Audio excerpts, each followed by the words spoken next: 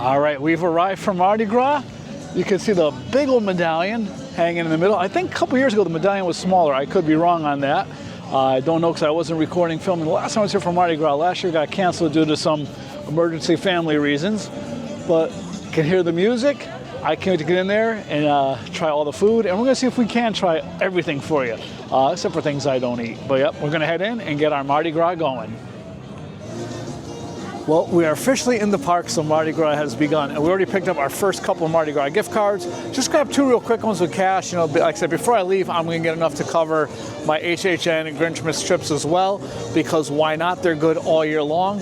And again, as a pass holder, you get a $150 gift card for $120. Then you use your pass when you buy your food, so you get your 10% or 15% discount then. So it's just discount upon discount. Now, if you don't know where to get the gift cards, I'm going to show you. Right here, we're right in the main entrance. We got Labby's Cab here. Boy, we miss Labby. Universal, if you're listening, bring back Labby to Cabby. But right up here in the front of the park, where the photo pickup is and the dining reservations, that is where you can get your gift cards. They're two different colors. I believe the standard ones are yellow. Let's go check the sign right here.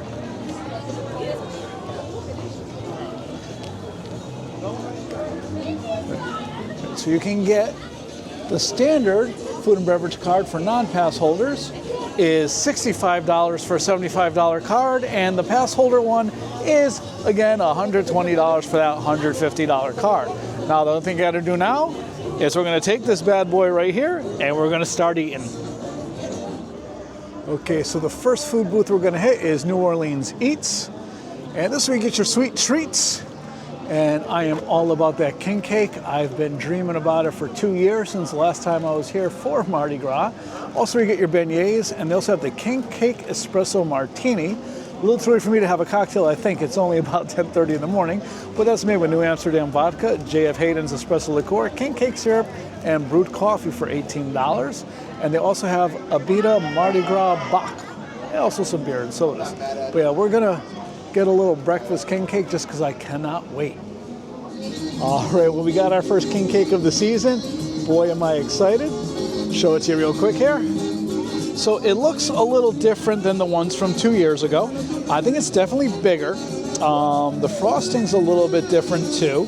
Hopefully it's just as delicious, because like I said, I was here 2 years ago and I absolutely fell in love with king cake. Never had it prior to my first trip to Universal Mardi Gras. And again, like I said, because of some family issues, and my father passed away last year, right about the time should have been coming to Mardi Gras Universal, so no king cake for me last year. But I'm gonna dig in and see what we think of this year's rendition. If it's half as good as 2 years ago, I can tell you 2 years ago, by the time we left, I think I had about 6 or 7 of these little babies in my fanny pack, because I got at least one of them a day. Again, 2 years ago, they were smaller. I think the icing was a little different, but let's get in and see if it's as good.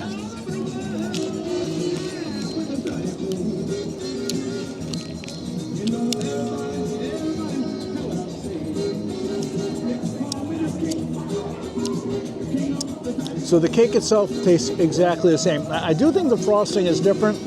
It's more of an icing, like, you know, one of those frostings kind of sets and gets hard.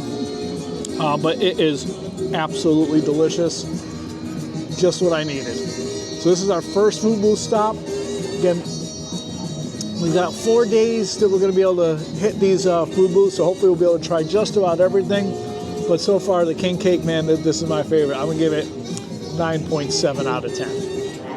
Okay, so we are at the France Pavilion, which is cleverly disguised as Central Park Crepes, where we're going to try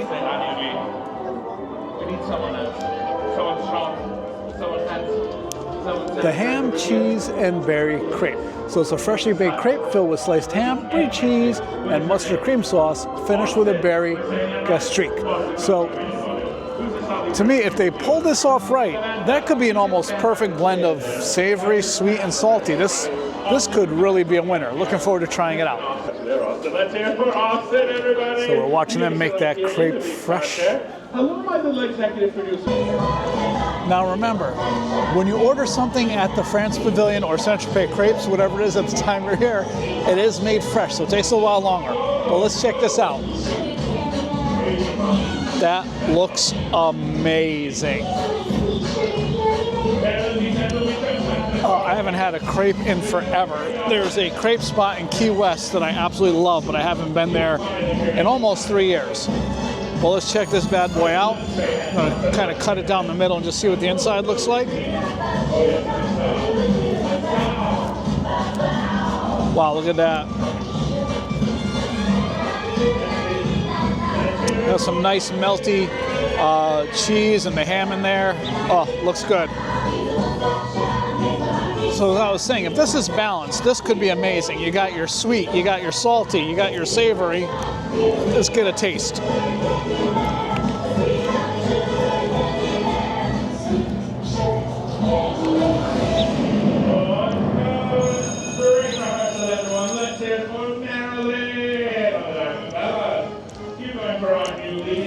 That is delicious. Yeah, really no complaints.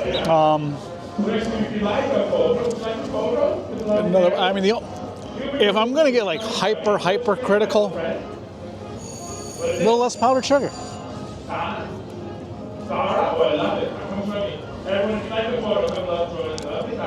Yeah, it's got sweet, it's got smoky, it's got salty.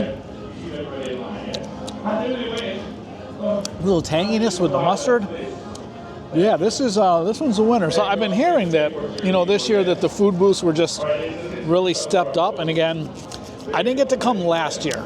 I can tell you in 2024, I was really impressed with the food booths.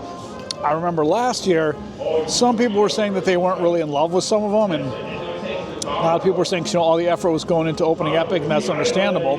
But I feel like this year we're back with a vengeance, because this, I've tried, I've had a king cake in this, but king cake, I love this. I'm gonna give, if I'm gonna go 1 to 10 on this one, I'm gonna call this a solid 9. We're gonna call this one a 9. We'll be back with more food soon. So one thing to kind of remind everybody that a lot of these Mardi Gras food plates, they're shareable. Some of them are smaller plates, but I'm about halfway through this crepe and I'm getting stuffed. So if you're like me and you want to try everything the Mardi Gras has to offer, and you've got someone here with you, man, don't feel like you each got to get something. Get something, everyone have a couple bites, and keep it moving so you can try that next food booth. Okay, so our next stop in our Mardi Gras Carnival Food Festival is China. So over here in China, we are going to try the shrimp fried rice, which is egg fried rice with shrimp and vegetables, and the mala beef skewer, which is a marinated beef skewer topped with Szechuan spice blend and scallions. Spice blend. I said that weird. Marinated beef skewer topped with Szechuan spice blend and scallions. Don't think I'm going to try the beverage. I got some water. Okay, so we got our food from the China booth. We got the mala beef skewer and the shrimp fried rice. Give you a little look at it. And there's the skewer and the fried rice. And they give you this neat utensil. It's a combination fork and chopsticks. So you can kind of go both ways. So let's see, let's try the fried rice first.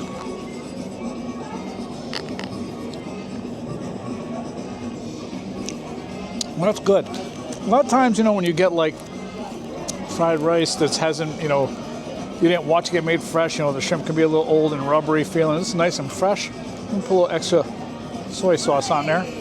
Let's try this beef skewer. Oh my God, that's good. It's like super tender, a little bit of that Szechuan heat, not too much though. I like spicy foods. It could actually have a little more and I wouldn't be mad. It's almost like flank steak, but it's just kind of falling apart. Wow, that's really good. All right, so the fried rice, it's fried rice. You can't go wrong with Nothing wrong with it. Nothing amazing. Give that like, I don't know, 7.58. Beef skewer, that's easily a 9. I'm going to enjoy this, and might hit 1 or 2 more food booths today, but I think we're doing pretty good. We got, I think, 2 completely. I'll probably have to hit 1 more, but yeah, this is delicious. I'm enjoying the food so far. Well, over here at Bourbon Street Snacks, we've got a chicken and sausage gumbo, which is the hearty stew of chicken, Holy Trinity spices, andouille, bacon, dark roux sauce, white rice and scallions, and we have a red beans and rice, which is a vegan dish. It's got vegan sausage with stewed beans, white rice, and scallions. I think I'm going to try the chicken and sausage gumbo. All right, so we do have the chicken and sausage gumbo. It looks good. We're going to dig in and give it a try. That's good. Nice heat on that.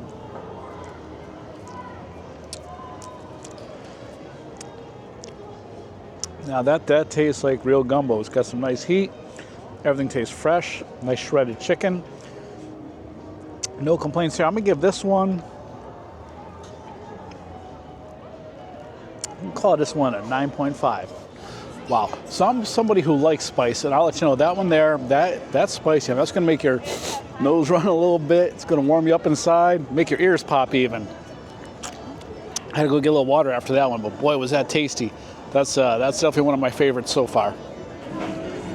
All right, so today we're gonna check out the Brazil booth, Sabor do Brazil, which got picanha, which is char-grilled beef cap steak, thickly sliced and served with farova and a vinaigrette, and pão de queijo, which is freshly baked warm Brazilian cheese bread bites. I'm probably murdering that, but I tried to read it. Okay, so we do have our picanha and our pão de queijo. I learned how to pronounce it a little better when I was in line. Let's take a look. That's the pão de queijo. That's our picanha. And just on first look, it looks great. I mean, a lot of times you see like theme park steak, it's gonna be kind of overdone. Looks like a very nice medium. So let's try it.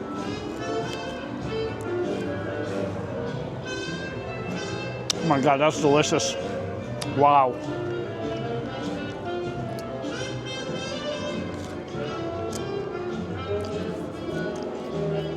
That's unbelievable.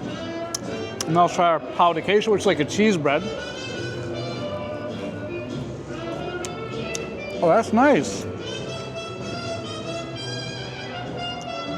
I mean, it's not amazing, but it's like warm, cheesy bread. You know, what's not to love about that? But this picanha, I'm gonna have to get this again before I leave.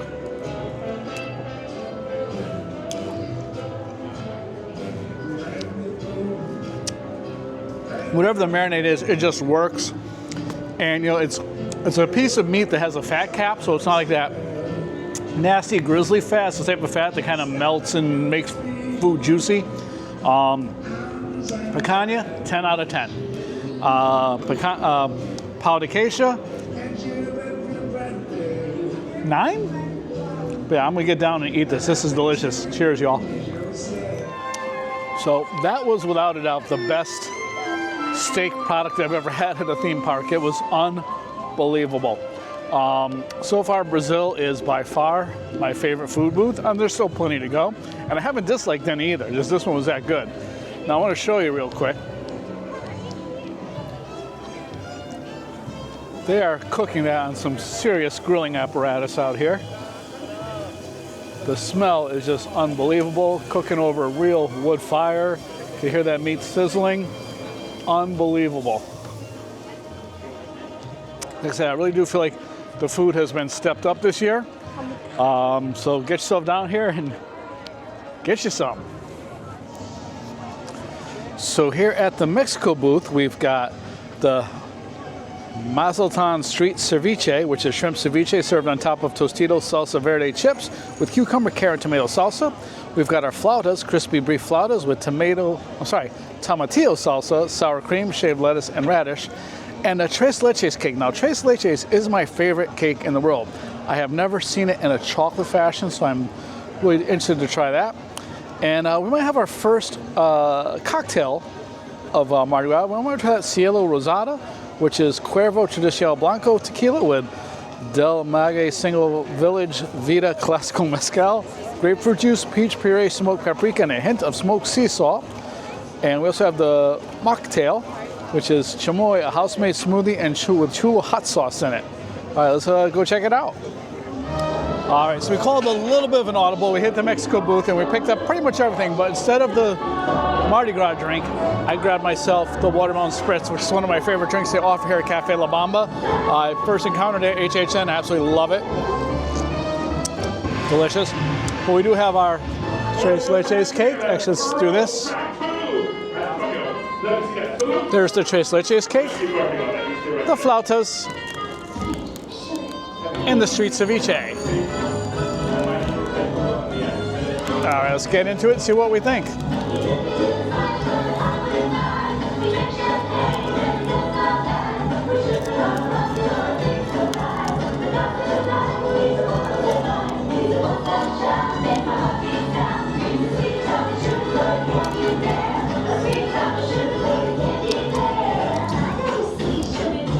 Flautas are good. I was afraid they might have been a little bit dry because it's a fried product sitting out.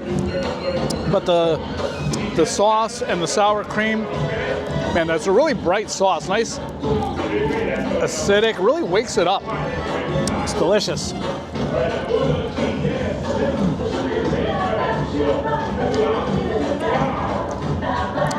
All right, now the ceviche. So it's, on top of the chips in here, let's try to get a nice mouthful. Got a little shrimp, the sauce.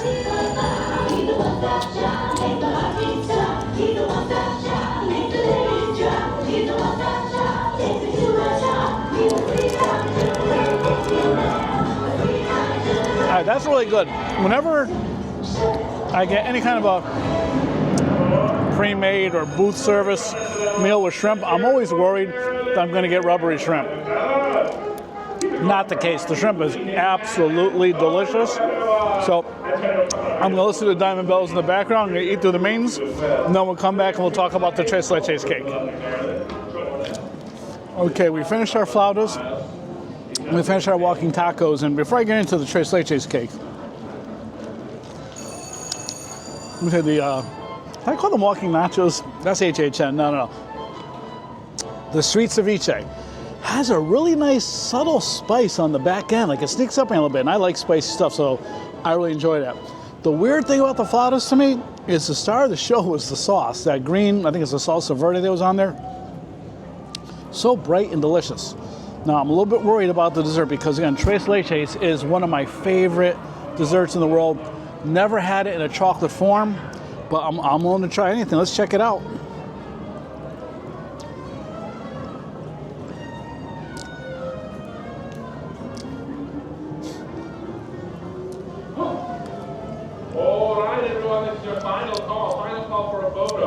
Not gonna lie, it's just okay. It's just okay. I don't know if you eat much Tres Leches cake, but it's just super moist. Like it's just soaked in the three milks. That's what Tres Leches means. Sweet condensed milk, whole milk, and I think coconut milk is the third. But this, I can't call it dry, but in terms of Tres Leches cake, it's dry. It's a nice chocolate cake. Sitting in what I think might be a little pool of chocolate milk.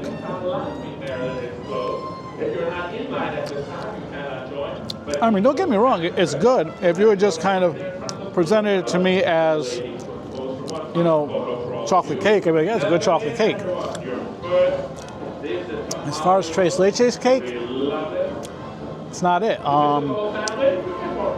It's a shame because everything I've tried, this is the first thing that I've tried since I've been here that I'm not like, oh, I'd love to give this again. I'm going to give this like 6.5, 7?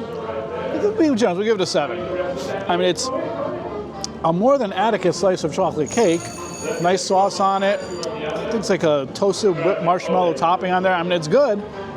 But once you label it Tres Leches, I'm expecting that super moist Tres Leches. But it's okay.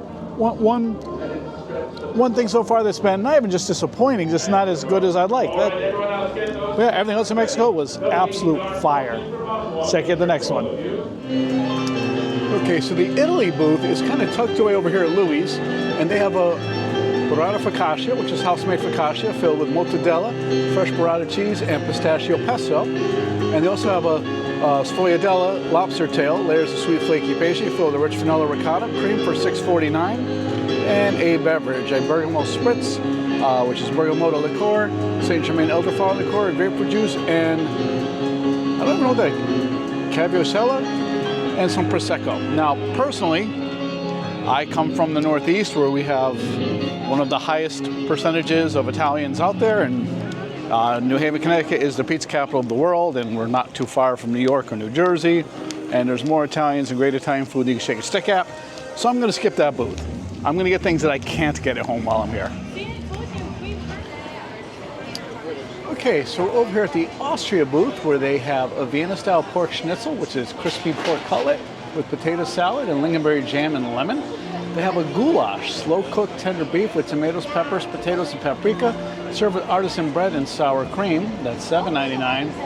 And I'm going to butcher this one, but Kaiserschmarrn, which is fluffy torn pancake pieces, dusted with powdered sugar, and served with apple sauce and lingonberry jam. They also have a coffee beverage, which is iced Vienna coffee with simple syrup, cold foam, and cocoa powder on top.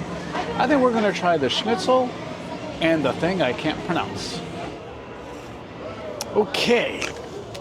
All right, so we are over here by Alcatraz enjoying our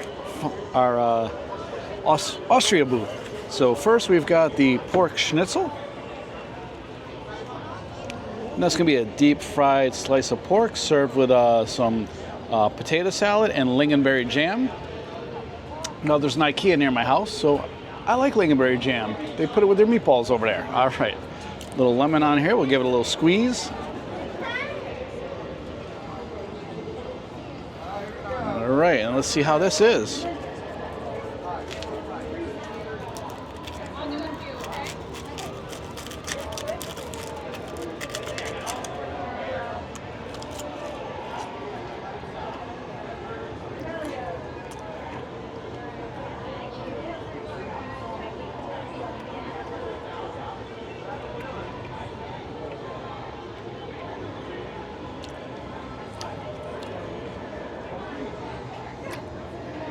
I mean, it's good.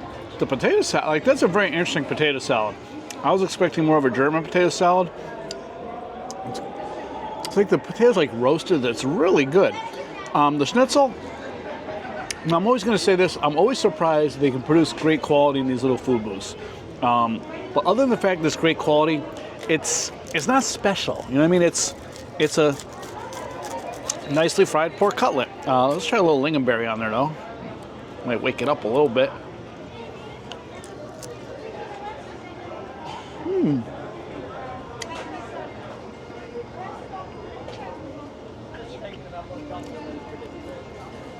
Okay, that does something. So again, I mean, it's good. There's absolutely nothing wrong with it. It's just not special. Like, some things I had were special, like the beef over at Brazil. That was special. It's good. Maybe I'll give it a 7.5, 7.8. I mean, it's good, but it's not special. Now, the thing I can't pronounce. Now, this is torn up pancake with both applesauce and lingonberry jam. Now, this is kind of neat, because this is something you just can't get anywhere. I mean, it's fluffy, it's sweet, it's really nice. Kind of got two different flavor profiles, whether you dip it in the applesauce.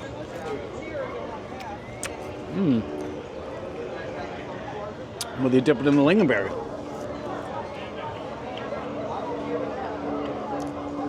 Okay, now in my opinion, this could be like a new style of fair food. This is really, really good. I'm gonna give this, I'm gonna give it an 8.8. It's delicious, it's unique. And this is what I'm talking about, like, I can get a fried piece of pork millions of places. Where am I going to get torn up pancakes served with two different types of dipping sauces, jams, or what have you? So this is, when I'm coming to a Mardi Gras, the big thing is to try stuff that you can't have, right? there's a German restaurant near where I live, and they do a nice schnitzel too. And I'm not even probably going to go get it there. If I want to fry a pork, I'll probably do that at home. He said it's good. It's really good. But I like when they have unique things that you can't get anywhere else. But again, everything is good. No complaints yet. And we still have a few more food booths to check out. So I feel like I might have come off a little harsh on the schnitzel, and I really didn't mean to, because it was delicious. Just not exciting. If you like schnitzel, definitely check it out. The Vienna food booth, everything was good. They do have that goulash too. If there's time today or tomorrow, I might try that too, because I do like a good goulash. But I thought the schnitzel was going to be the star, and it was good. It was good. But I like the exciting stuff I've never had before. I remember 2 years ago, I think it was the Japan booth. They had this amazing alcoholic beverage. They came with like a little squirter of lemon juice. So you put that in, there was like a chemical reaction and changed color. Like that's that wow factor I really like. But get a couple more food booths to check out, and I definitely got to hit Brazil again for that beef. That was amazing. Okay, so over here at the Jamaican booth, we've got the Rasta pasta, which is penne pasta with bell peppers and a jerk vegan coconut curry cream sauce. And we have the jerk chicken, fire-grilled jerk marinated chicken thigh with a Caribbean jerk barbecue sauce and cocoa bread. They also have a beverage, Kingston Rum Punch, with Money Musk Overproof White Rum, Planetary OFT Overproof Rum, lime juice, passion fruit syrup, and guava nectar. And much like over at the Jamaican booth, they're actually grilling that jerk chicken right here on a Yoder smoker. That's actually a nice brand smoker. They got the good equipment out over here. All right, so we got our food from the Jamaican food booth. We got the jerk chicken and the Rasta pasta. There's the jerk chicken. Let's move the bread so you can really see it. And there's the Rasta pasta. So let's give it a try, see what we think.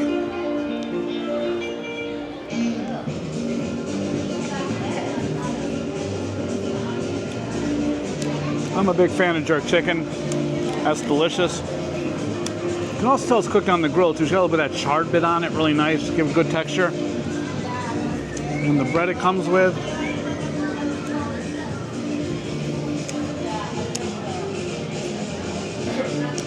Oh, that's so good, so good. So my one note of this is like, you know, if you look at it, I mean, I'll show you again. It just kind of looks a little bare. I think they could have really plussed this up really nice, just like a little scoop of rice or something, but the flavor. And, you know, they definitely kind of, for lack of a better word, they kind of Americanized a little bit. I think if you were to get the same kind of Jamaican jerk chicken at a Jamaican restaurant or in Jamaica, the spice would be a little harder hitting. It does have really nice spice to it, but I do think they kind of made it for a wider audience, you know what I mean? But so I'm going to give that one 9.2. This would be a 10 if it had the rice. The pasta. The pasta's nice, you know, when you get, again, like a food truck kind of pasta, your face can be overcooked and mushy. And I'm not going to call it al dente, but it's not mushy. The flavor is really nice. I don't know all the ingredients that go into this, but it's vibrant, if I call it that. It's got a little bit of heat to it, a little acidity from the peppers.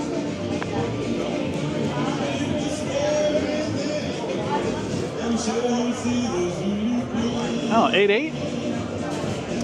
I mean, for me, the best thing I've had is still the Brazil beef. That was just so good. Definitely have to get that again.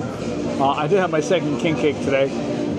But I'm going to finish up this little snack here and see what else I can get into.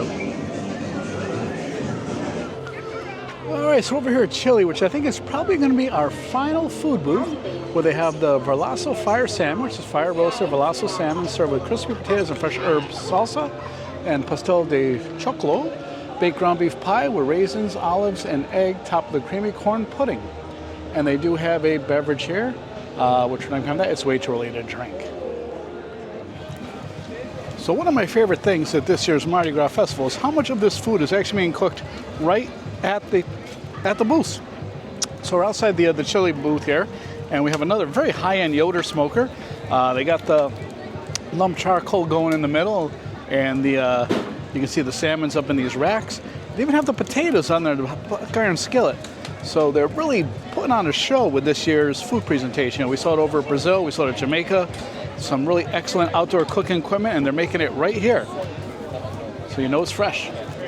Okay, so we have the salmon and the chocolate. Now, I'm not gonna lie, the chocolate does have some ingredients in it that I'm not a fan of, like raisins and olives, but I did want to give it a try because it's been getting good reviews. But the salmon, that I've been hearing some really good things about.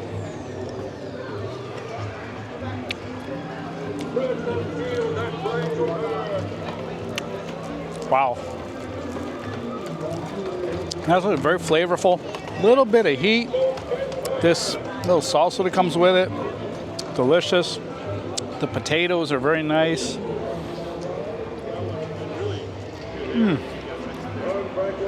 Now, mine, when I got there, the slice I got was actually sitting under a heat lamp, so I was a little bit worried it might be dry, but no, it's delicious, flavorful.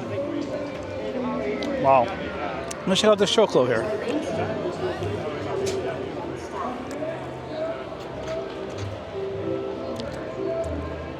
That's interesting. Not interesting bad, just, it's not something.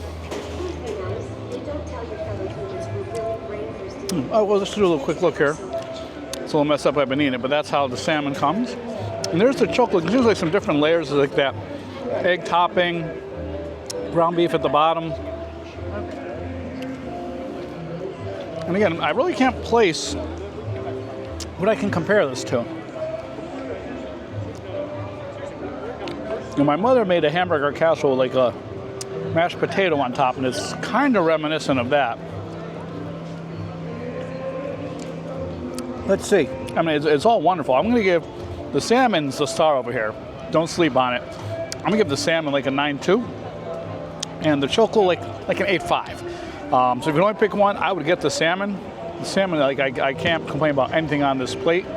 You know, the beef over Brazil really sets the standard, but this is a top-notch choice too. Enjoy.